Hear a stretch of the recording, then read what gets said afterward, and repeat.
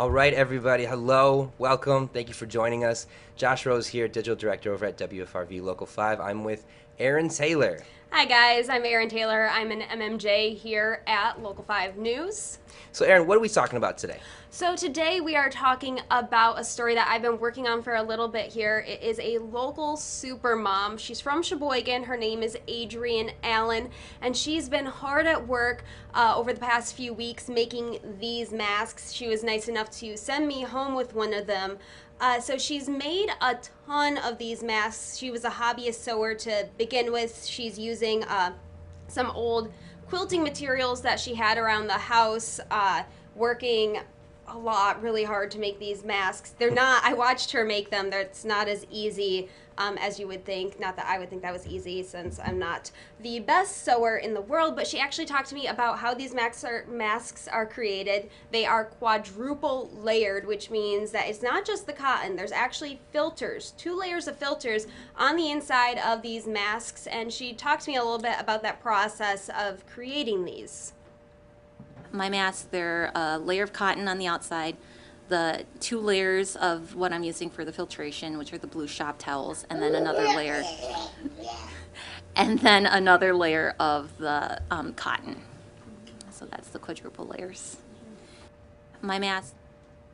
And you heard there in the end, that was her son, Theo, who actually, you could hear him making some noise there. He was there for our interview.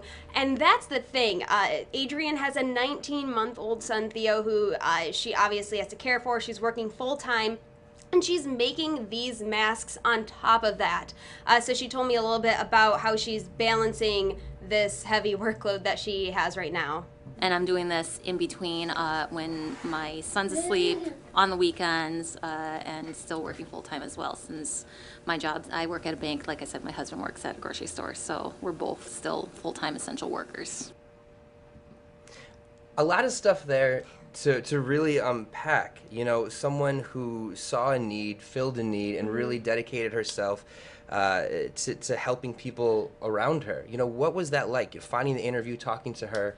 Yeah, so you heard her say that she and her husband are both essential employees. Her husband is actually a grocery store employee, and that's where all this started, was because her husband was working full-time at a grocery store, and she was concerned about his health and the health of his coworkers.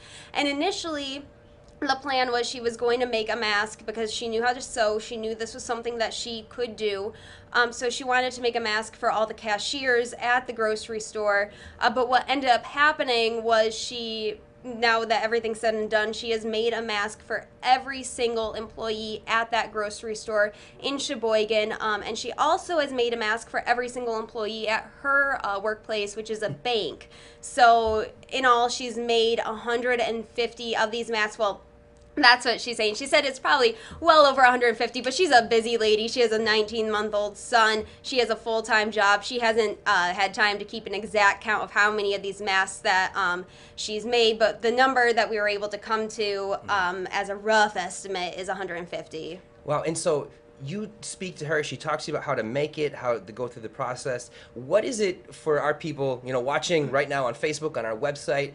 How can they see this full story? When does it air? So this will be on tonight at 6:45 on Local 5 News. It's kind of a positively Wisconsin story. We like to do those. We like to show the good side of our community right now, because right now, and especially right now, there are a lot of people stepping up. Everyday people like Erinn who are coming forward and using their skills for good.